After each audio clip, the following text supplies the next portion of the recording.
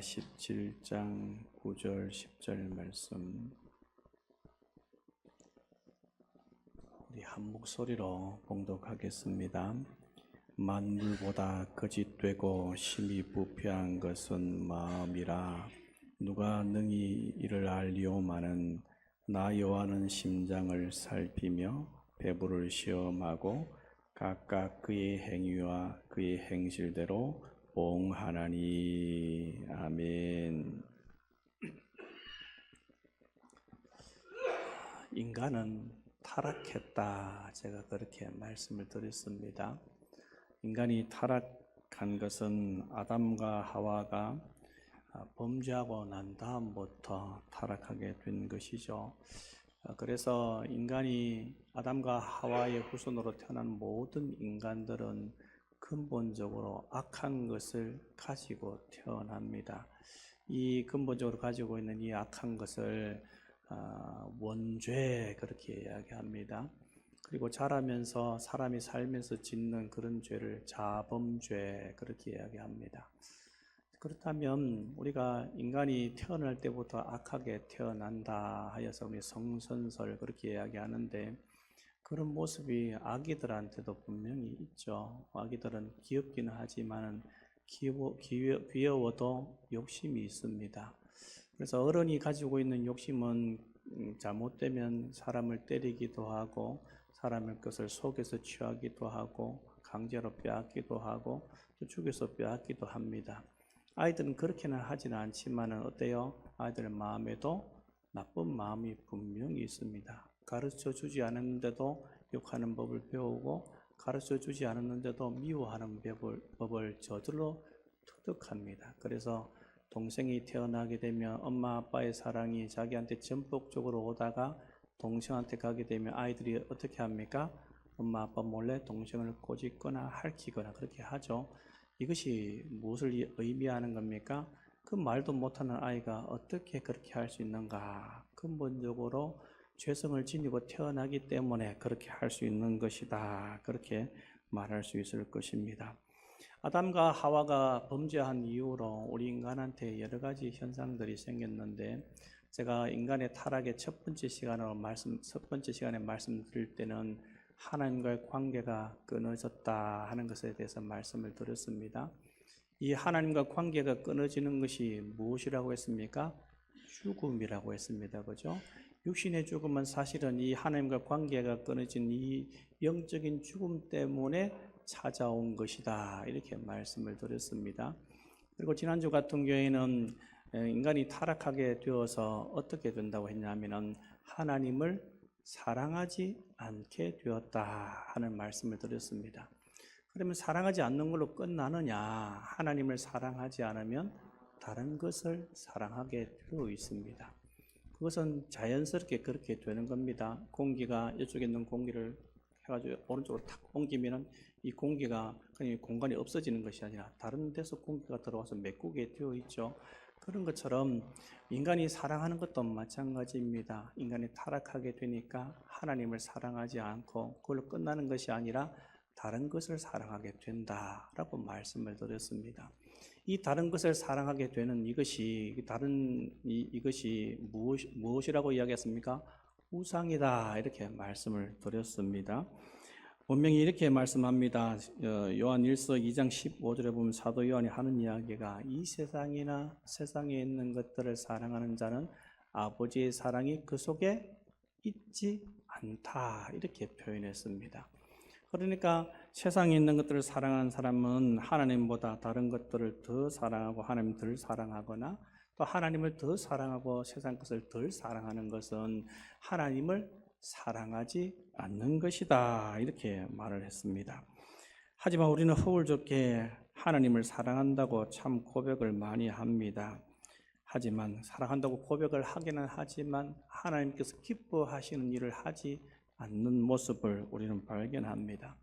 설교 시간에 설교를 듣다 보니까 마음이 참 감동이 되어요. 그래서 아멘, 아멘 화답했는데 그렇게 살아가지 않습니다. 우리가 큐티를 하거나 또 말씀을 듣거나 성경을 읽으면서 하나님께서 나를 사랑하신다는 것이 막 느껴집니다. 그럼 참 감격스럽죠, 그죠?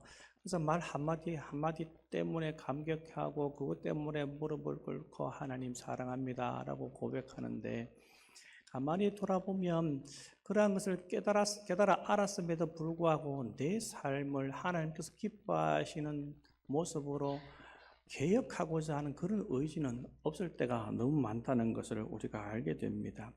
이런 것은 하나님을 진짜 사랑하는 것이 아니죠. 저도 목사이지만 부족한 것이 참 많습니다. 아무리 봐도 부족해서 위임 목사 받는 것이 과연 합당한가 하는 그런 생각마저도 듭니다. 아마 권사 임직을 받는 분들 중에서도 그러한 데에 대해서 굉장히 고민이 많을 겁니다. 아이고, 그냥 집사로 있는 게 더 낫지 않겠나, 이래가지고 무슨 권사가 되겠나 하는 그런 생각이 들 겁니다. 그래서 우리는 항상 이렇게 부족하다는 생각을 떨칠 수가 없습니다. 어떤 사람들은 자기가 그렇게 하나님께서 원하시는 삶을 살지 못하는 것에 대해서 어떻게 합니까? 정당화시킵니다. 어떻게 정당화시킬까요? 아이고, 사람이 다 지킬 수가 있는가? 어떻게 100% 하나님께서 원하시는 삶을 살아갈 수 있겠어? 우리는 육신이 약하잖아. 우리는 믿음이 약하잖아. 어쩔 수 없는 죄인이잖아 하면서 그러한 것들을 갖다 대면서 자기 자신을 위로합니다. 그래, 네가 그렇게 살아갈 수밖에 없는 것은 당연한 거야 라고 하면서 마치 사람들한테 이야기할 때도 인간이 연약하기 때문에 어쩔 수가 없지. 베드로도 예수님을 3번씩이나 부인했는데 우리라고 별 수 있겠어? 라고 하면서 거기에 대해서 자기 잘못을 그냥 얼버무려 그냥 지나치려고 하는 그런 모습을 보입니다. 하지만 하나님께서는 그 모든 것을 다 알고 계십니다. 그것이 왜 그렇다는 걸요? 하나님을 진짜 사랑하지 않아서 그렇다는 것을 알고 계십니다. 그리고 더 적극적으로 타락한 사람들은 하나님 아닌 다른 것을 쫓아서 살아갑니다. 그것을 더 사랑하면서 살아갑니다. 다른 사람들도 그렇게 다 같이 살고 있는 것을 자신의 위안으로 삼습니다. 아이고, 교회에 보니까 내보다 신앙생활을 오래 한 사람들도 다 그렇게 살더라. 내가 교회 다닌 지 얼마 됐다고 특출나게 살아갈 필요가 있어? 이렇게 살아가도 괜찮아 라고 하면서 그렇게 살아갑니다. 하지만 그렇게 다른 것들을 사랑하고 살아가게 되면 나중에는 어떤 걸 느낍니까? 이것으로 내 마음이 채워지지 않는구나 하는 것을 느끼게 됩니다. 스스로 자신을 위로해 보지만 진정한 만족은 그곳에 없습니다. 하나님 아닌 다른 것들을 더 사랑하는 사람들, 그것이 바로 우리 인간의 본 모습입니다. 그냥 사랑하는 것이 아니라 그러한 것들을 우상으로 섬깁니다. 몇 날 며칠을 한 가수를 보기 위해서 콘서트장에 가는 그런 학생들이 있습니다. 첫날부터 텐트 치고 조금이라도 더 일찍 들어가서 그 가수를 보기 위해서 잠자는 그런 친구들도 있습니다. 이런 친구들은 굉장히 큰 열심이 있는 것이죠. 하지만 어떻습니까? 그 가수를 만든 분은 누구입니까? 하나님 아닙니까? 그런데 그런 만드신 하나님은 뒷전해야 하고 다른 것들 더 사랑하고 더 좋아합니다. 이렇게 본다면은 그 가수들보다도 그들에게는 하나님이 더 못한 존재가 되는 겁니다. 하루를 살아가면서 하루 종일 내 입에서 흥얼거리는 노래는 가요밖에 없고 찬양은 듣지 않습니다. 귀에 꽂고 계속해서 듣는 음악은 가요밖에 없습니다. 이어폰에서 계속해서 그런 가요가 흘러나옵니다. 하나님의 이름은 하루에 밥 먹을 때 외에는 제대로 부르지도 않습니다. 부르기는 부르는데 이것도 제대로 의식하고 부르는 것이 아니라 의식하지 않고 부릅니다. 여러분, 하루를 살아가면서 한번 뒤를 돌아보고 한번 생각해 보십시오. 내가 의식적으로 하나님을 몇 번 불렀는가? 손가락에 꼽아보면 하나님 없이 살아가는 우리의 모습을 굉장히 쉽게 발견할 수가 있습니다. 기도할 때도 기도하기는 하는데 하나님께 기도했는데 기도하고 밥을 먹다가 내가 기도했나 하는 생각이 들 때가 있습니다. 그 말이 무슨 말입니까? 내가 너한테 방금 이야기했나? 라고 말한 건 그 사람이 머리가 어떻게 됐다는 거예요? 치매가 걸렸다는 것이죠. 그런데 우리는 자주 하나님의 이름을 잊어버립니다. 하나님께 분명히 기도했는데 기도했는 것조차도 잊어버립니다. 그래놓고 다시 한 번 더 기도합니다. 그 말이 무슨 말입니까? 하나님을 의식적으로 불렀다는 겁니까? 무의식적으로 불렀다는 겁니까? 무의식적으로 부르는 것도 좋습니다. 하지만 하나님께서는 의식적으로 하나님을 바라보기를 원하십니다. 그런데 우리는 이렇게 삶을 살아가는 경우가 너무 많다는 겁니다. 이것이 바로 우리 삶의 현주소입니다. 하나님을 위해서 내 것을 포기하기보다는 내 것을 위해서 하나님 것을 우리는 너무 쉽게 포기해버립니다. 인간관계 때문에 또 물질 때문에 하나님께 드린 예배를 포기할 때가 얼마나 많습니까? 하나님을 사랑하고 우상을 버리는 우리가 되어야 합니다. 그러면 우리가 이런 생각을 할 수도 있습니다. 돈을 사랑하면 안 되니 일도 적당히 하고, 공부도 사랑하면 안 되니까 열심히 하지 말고, 세상을 사랑하면 안 되니까 좋아하지도 말고, 또 사람도 너무 사랑하면 안 되고 하나님을 더 사랑해야 되니까 사람 관계도 다 끊어야 된다. 여러분, 그런 것을 이야기하는 것이 아닙니다. 만약에 하나님께서 그것을 요구하신다면 하나님께서 우리는 세상 속의 빛과 소금으로 부르시지 않았을 것입니다. 야, 너희들 나 믿지? 다 산으로 들어가라. 그렇게 분명히 말씀하실 것입니다. 하지만 하나님께서는 그렇게 말씀하신 적이 없습니다. 괴로운 세상에 할 일을 많아서 날 가라 명하신다. 찬송가에 그렇게 이야기하고 있죠. 주님과 있는 것이 너무 좋아서, 주님 여기 있는 것이 너무 좋사오니 주님을 위해서, 모세를 엘리를 위해서 초막을 세워주고 여기서 같이 살았으면 좋겠습니다. 하나님께서 원하시는 것은 그게 아닙니다. 세상 속에 가라고 말씀하고 계시죠. 하나님께서는 이 세상 속에서 이 세상을 분리해서 삶을 살아갈 것이 아니라 제대로 삶을 살아갈 것을 요구하십니다. 뭘 어떻게 해요? 하나님을 사랑하는 그 사랑을 최우선에 두고 살아가라 하고 우리한테 요구하십니다. 어떤 사모님이 계셨습니다. 이 사모님이 불치의 병이 걸렸습니다. 의사로부터 시한부 인생이라고 하면서 선고를 받았습니다. 죽음을 앞두고 있는 사람한테 어떤 생각이 들겠습니까? 될 수 있으면 좋은 것, 아름다운 것, 또 깨어진 관계가 있으면 그 관계를 회복하고 싶은 그런 마음들이 마음속에 많이 일어날 것 아니겠습니까? 너무 힘들어하는 모습을 보고 목사님께서 평상시 사모님이 좋아하는 가요가 있었는데 그 가요를 피아노를 치면서 연주를 해줬다면 노래를 불러줬답니다. 그렇게 불러주니까 이 사모님이 하시는 말씀이, 목사님 그만두세요. 저는 제 마음속에 하나님의 아름다운 것을 담아두고 싶어요 라고 이야기하더랍니다. 여러분, 이런 모습이 우리의 모습이 되어야 되지 않겠습니까? 하나님의 아름다운 것을 담아서 하나님을 사랑하고 싶은 마음을 가지고, 더 사랑하고 싶은 그런 마음을 가지고 살아가는 사람, 그 사람을 하나님께서 원하십니다. 그분을 위해서 과감하게 자신이 사랑하는 것을 포기할 수 있는 사람이 되기를 바랍니다. 하나님께서 말씀하실 때 우리가 사랑하는 것이 있을 수 있죠, 그죠? 얼마든지 사랑하는 것이 있을 수 있습니다. 하지만 하나님께서 말씀하실 때 너 나를 위해서 그것을 포기할 수 있니? 라고 말씀하실 때, 하나님, 제가 하나님을 너무 사랑합니다. 제가 저것도 너무 사랑하긴 하지만 하나님께서 포기하라고 하시면 좀 포기할 수 있습니다 라고 말할 수 있는 사람이 진짜 하나님을 사랑하는 사람입니다. 그 사랑하는 것이 무엇이겠습니까? 돈일 수도 있고, 자식일 수도 있고, 형제 자매일 수도 있고, 부모일 수도 있고, 직장일 수도 있습니다. 하나님 아버지께서 너 그거 포기할 수 있어 라고 말씀하실 때 도저히 이해가 되지 않습니다. 여러분, 어떻게 이해하겠습니까? 아브라함이 하나님께 명령을 받았습니다. 네 아들 독자 이삭을 내가 지시한 땅에 가서 나에게 번제로 바쳐. 아브라함이 그것을 어떻게 이해할 수 있겠습니까? 하지만 아브라함은 실천했습니다. 그래서 하나님께로부터 어떤 증거를 받았습니까? 네가 이제야 나를 사랑하는 줄 알았다 하는 말씀을 듣습니다. 하나님 아버지께서 우리한테 요구하신 것이 무엇입니까? 바로 그것 아니겠습니까? 세상 것보다 하나님을 더 사랑하는 것, 세상 것을 버리고 하나님의 것을 쫓아서 살아가는 것, 그것을 하나님께서 우리한테 원하신다는 겁니다. 하지만 인간들은 타락해서 하나님보다도 다른 것들을 은근히 추구하면서 살아가는 그런 사람들이 너무나 많습니다. 교회 안에서도 그런 사람들이 있습니다. 교회 안에 살아가는 사람하고 교회 밖에 살아가는 사람들하고 비교하면 확실히 교회 다니는 사람들이 착합니다. 뉴스에 보면은 교회 다니는 사람들 중에 나쁜 짓 하는 사람들 이야기가 나오죠. 그런 이야기를 보면 사람들이 이렇게 이야기합니다. 저 교회 다니는 사람이 저 목사가 어떻게 저렇게 나쁜 짓을 할 수 있어. 하지만 그 사람보다도, 그런 사람들보다도 훨씬 더 착한 사람들이 많습니다. 복음을 전하다 보면 하나님 알지 못하는 사람들이 하는 이야기가 그래도 교회 다니는 사람들은 착하다고 이야기합니다. 그럼에도 불구하고 어떻습니까?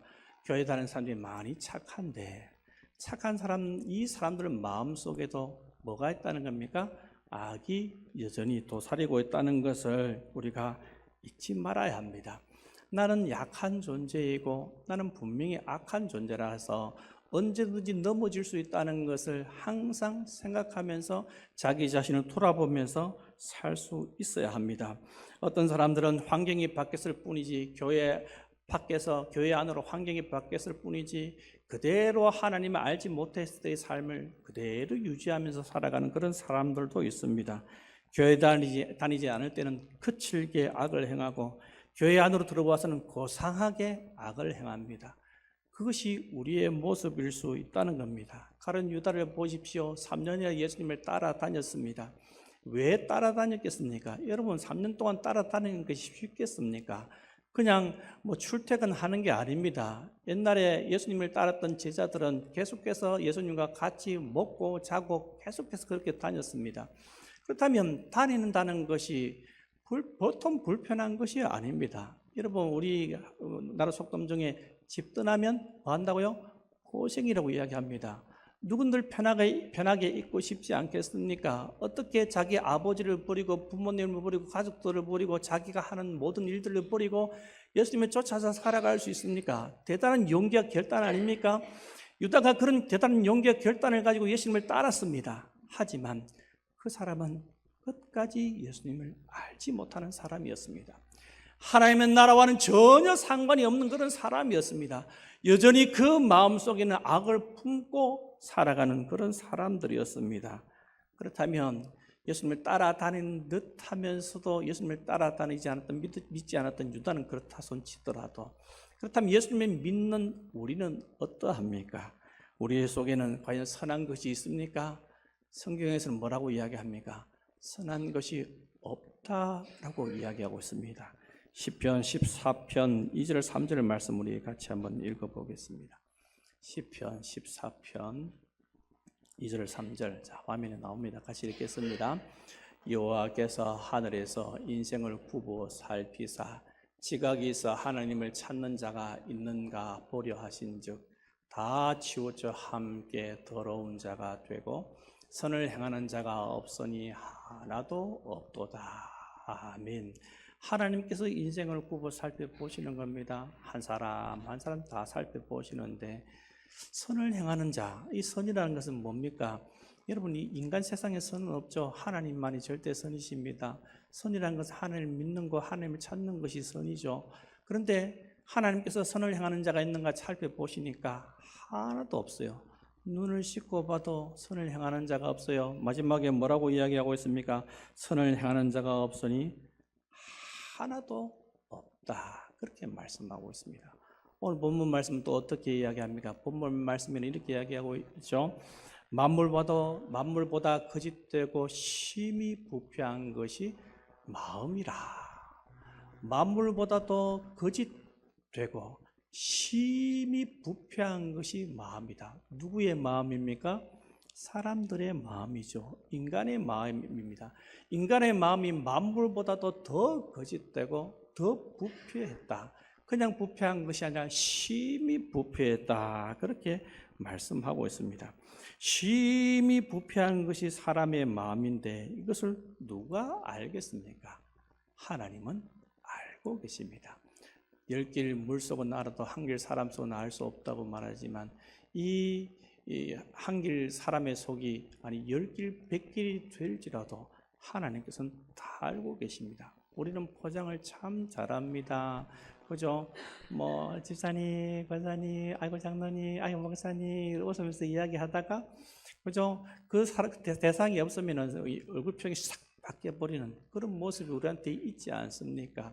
그러니까 우리가 그 겉모습은 그럴싸하게 포장을 하지만 사실은 속은 문드러져 있습니다. 악한 것이 너무 많습니다. 미워하는 마음이 불쑥불쑥 계속해서 올라옵니다. 세상을 향한 욕망이 불쑥불쑥 올라옵니다. 이놈의 교회는 또 가야 되나 하는 그런 생각이 들 때도 있습니다.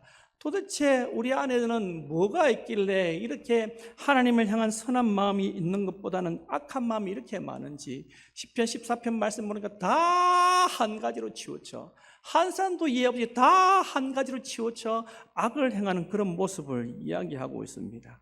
만물보다도 거짓되고 심히 부패한 마음, 그것이 바로 사실은 우리의 모습입니다. 여기는 기독교인이라고 예외가 있는 것이 아닙니다.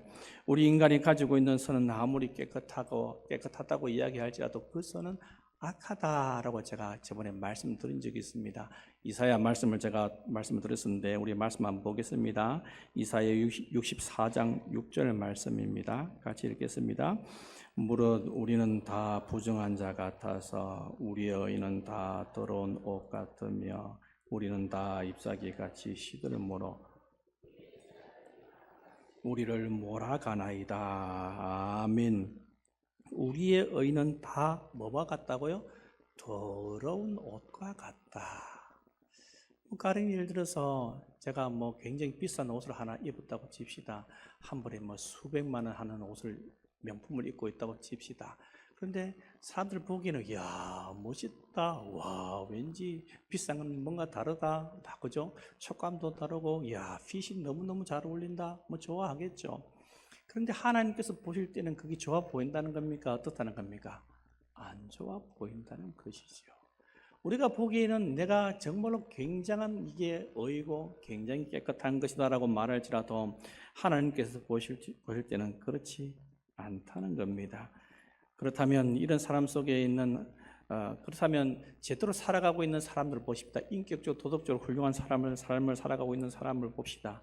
이런 사람들 속에 있는 악을 생각해 보십시오. 이런 사람들의 악하고 그리고 악한 사람들이 짓는 악하고 과연 어떤 것이 더 더러울 것 같습니까? 하나님께서 보실 때는 둘 다 똑같습니다. 제가 그런 말씀 드렸죠. 안셀렘이라는 분이 이런 말을 했습니다. 아무리 작은 죄일지라도 그 죄는 뭐보다 무겁다고요? 지구보다 무겁다고 했습니다. 전에 전도사 때 있었던 교회에 한 번은 이런 일이 있었습니다. 거기는 예배 마칠 때 주기도성을 꼭 했는데 주기도성을 하는데 거기에 보면 가사가 이렇게 되어 있습니다. 우리들이 큰 죄 다 용서하옵시고 이렇게 되어 있는데 한 장로님이 거기에 대해서 딴지를 걸었습니다. 목사님, 우리들이 큰 죄라고 이야기하니까 작은 죄도 있다는 말 아닙니까? 그래서 이 큰 죄라는 이 단어를 그냥 죄로 개사해서 불렀습니다. 우리들의 죄를 다 용서하옵시고 이렇게 불렀습니다. 그런데 여기에는 맞는 말인 것 같지만 잘못된 표현이죠. 왜 그렇습니까? 우리가 가지고 있는 우리가 지은 죄 중에 작은 죄가 있습니까? 아니요, 작은 죄가 하나도 없습니다.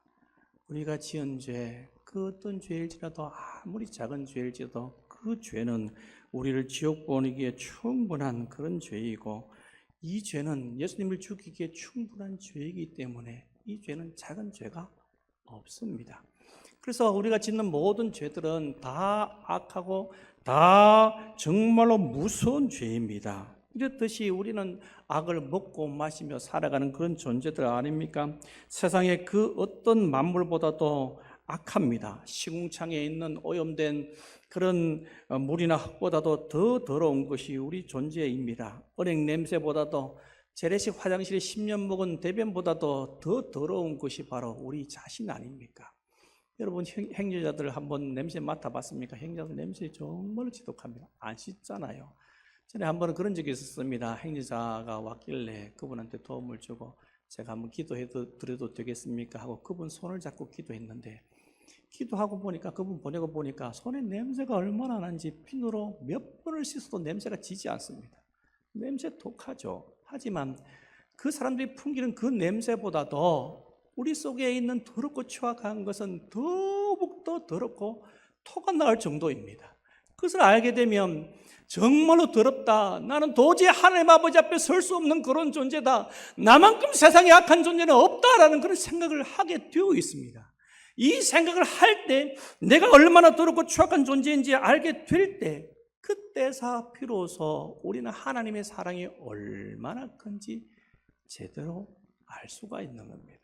사도 바울은 자기 자신을 향해서 뭐라고 이야기합니까? 로마서 7장 24절에 이렇게 이야기합니다. 같이 읽겠습니다. 오라 나는 곤고한 사람이로다. 이 사망의 몸에서 누가 나를 건져내랴. 또 이렇게 말씀합니다. 디모데전서 1장 15절 mit보다 모든 사람이 받을 만한 이 말이여 그리스도 예수께서 죄인을 구원하시려고 세상에 임하셨다 하였도다. 죄인 중에 내가 괴수니라. 아멘. 죄인 중에 내가 괴수다. 오호라 나는 곤고한 자다. 이 사망의 몸에서 누가 나를 건져내랴. 이 사도 바울이 예수님 믿기 전에도 철저하게 삶을 산 사람인데 예수님 믿고 나서도 철저하게 삶을 살았습니다. 너희는 나를 본받으라 라고 말할 수 있을 정도로 정말로 열심히 살았습니다. 나는 내가 만나는 사람들의 피에 대해서 일절 깨끗하다라고 말하였습니다. 내가 끄리낌 없이 이 사람들에게 복음을 다 전했기 때문에 나는 내가 만나는 사람들의 모든 사람들의 피에 대해서 깨끗하다. 얼마나 열심히 살았으면 그렇겠습니까? 만약에 지금으로 말한다면 차를 타도 차 탄 옆에 사람한테 이야기하고 학교에 가도 옆에 사람한테 이야기하고 직장에 가도 옆에 사람한테 이야기하고 이웃을 만나면 또 이야기하고 지나치다가 아는 사람 만나면 또 이야기하고 한 사람도 나를 아는 사람들 중에는 한 사람도 나에게 예수님에 대해서 듣지 못한 사람이 없다. 얼마나 자신이 있으면 그렇게 이야기하겠습니까? 이 사람은 한 번도 허투루 시간을 보내지 않고 열심히 살았던 사람입니다. 그렇다면 나를 본받아라고 말할 정도로 그렇게 삶을 살았다면 자기 자신을 향해서 나는 하나님 앞에 어렵다. 하나님 내가 이렇게 살았으니 나 예쁘지요. 나를 받아주세요. 그렇게 기도해야 될 것 아닙니까? 근데 이 사람은 하는 이야기가 나는 죄인 중에 괴수다. 이 사람이 디모데 전서 후서를 적었을 때는 죽기 얼마 전에 적은 겁니다. 근데 시간이 가면 갈수록 자신이 악이 얼마나 큰지 더 깊이 있게 깨달아 알았습니다. 그래서 하나님의 사랑이 이 영혼 가운데 더 기쁨으로 나타날 수 있는 겁니다. 이 악이 우리 속에 있는 이 악이 하나님 나라에 가지 못하게 만듭니다. 이 악 때문에 우리는 하나님께 주신 평강을 누리지 못합니다. 하나님을 떠나게 만드는 죄는 우리 속에 있는 평강을 다 빼앗아갑니다. 왜 그렇습니까? 그 마지막이 영생이기 때문에 그렇습니다. 하나님의 법대로 하면 우리는 당연히 죽어야 할 그런 존재입니다. 지옥 형벌을 못 면할 그런 존재입니다. 에스겔서에서 이야기하기를 범죄한 그 영혼이 죽을 것이라 하는 이 말씀에 비추어 본다면 우리는 당연히 죽어야 하고 하나님께서 지금 당장 우리를 땅을 갈라뜨리셔서 지옥에 던져 넣을지라도 사실은 아무 말 할 수 없는 그런 존재들입니다. 우리의 악에 대해서 로마서 3장 13절에서 18절은 이렇게 말하고 있습니다. 한 말씀 보겠습니다. 여기서 그들의 하는 이 부분을 우리로 바꾸겠습니다. 우리의 목구멍은 열린 무덤이요 우리의 혀로는 이렇게 읽습니다. 같이 읽겠습니다. 우리의 목구멍은 열린 무덤이요 우리의 혀로는 속임을 일삼으며 우리의 입술에는 독사의 독이 있고 우리의 입에는 저주와 악독이 가득하고 우리 발은 피 흘리는데 빠른지라 파멸과 고생이 우리 길에 있어 평강의 길을 알지 못하였고 우리들의 눈앞에 하나님을 두려워함이 없느니라 함과 같으니라. 너무 죄송하지만 이것은 하나님 믿는 백성들한테 한 이야기입니다. 즉 이 말씀은 우리한테 하는 말씀이라는 겁니다. 우리의 눈에는 저주와 악독이 가득 차고 목구멍은 열린 무덤이고 혀로는 속임을 일삼고 입술에는 독사의 독이 있고 저주와 악독이 입에 가득하고 그 발은 피 흘리는 데에 빠르고 손에는 피가 가득하다. 그 모습이 바로 우리의 모습이라는 겁니다.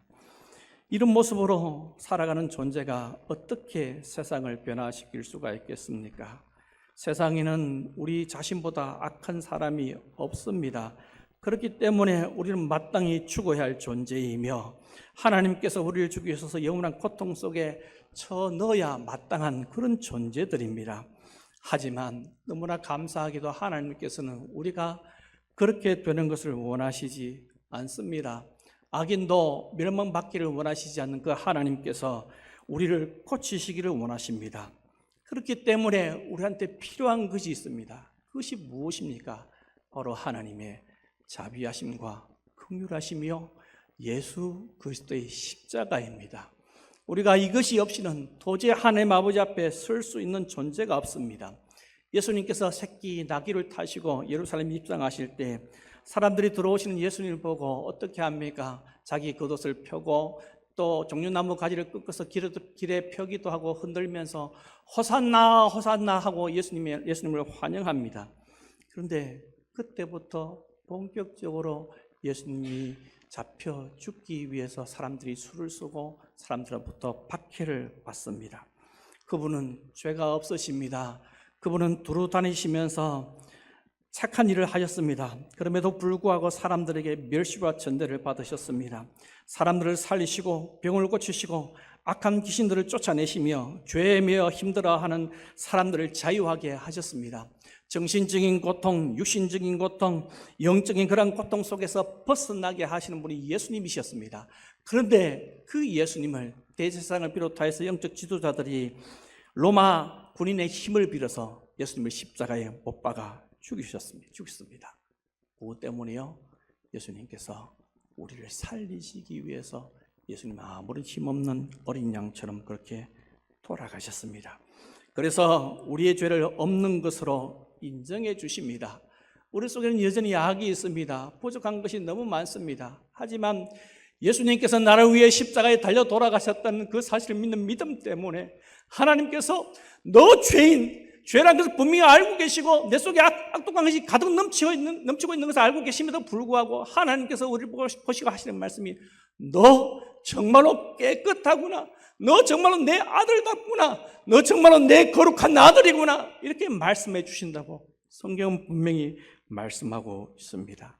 이제는 우리가 죄의 더러운 옷을 입는 것이 아니라 예수님의 피로 빤 깨끗한 흰 옷을 입은 존재가 되었습니다. 그렇다면 우리가 이 세상을 살아갈 때 어떻게 살아가야겠습니까? 죄와 싸우되 피 흘리기까지 싸우며 하나님의 성령의 충만함을 받기 위해서 하나님께 무던히도 기도하고 말씀으로 무장해야 될 줄로 압니다. 그렇게 되면 우리가 이 세상 속에서 하나님께서 우리를 부르신 그 부르심에 합당한 삶을 살아가는 그러한 자로 설 수 있을 것입니다. 이런 은혜가 우리한테 있기를 소원합니다. 아멘. 이 시간 들음.